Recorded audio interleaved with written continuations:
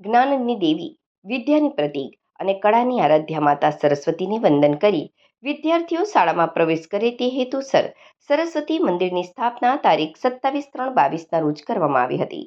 જે નિમિત્તે દર વર્ષે માતાજીના પાટોત્સવની ઉજવણી શાળામાં કરવામાં આવે છે. આ વર્ષે પણ શ્રવણ પરિવારમાં તારીખ 27/3/26ને શુક્રવારના રોજ ઉત્સાહભેર અને ભક્તિભાવથી માતાજીની આરાધના કરવામાં આવી.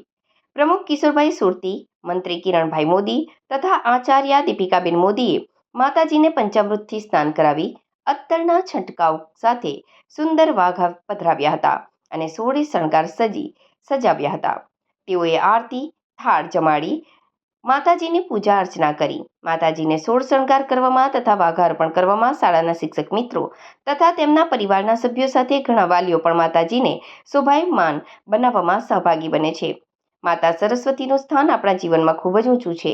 તેઓ આપણને જ્ઞાન, બુદ્ધિ, વિવેક અને સંસ્કારનો આશીર્વાદ આપે છે. વિદ્યાર્થી જીવનમાં તેમનું મહત્વ વિશેષ હોય છે, કારણ કે તેમની કૃપા વિના સાચું જ્ઞાન પ્રાપ્ત થતું નથી. આ પાટોત્સવ માત્ર ધાર્મિક વિધિ નથી, પરંતુ શિક્ષણનું મહત્વ સમજાવે છે અને સદાચારના માર્ગે ચાલવા માટે પ્રેરણા આપે છે. માતાજીના આશીર્વાદથી આપણા જીવનમાં પ્રકાશ ફેલાય, અજ્ઞાનનો અંધકાર દૂર થાય અને આપણે સદાય જ્ઞાનના માર્ગે આગળ વધીએ છીએ.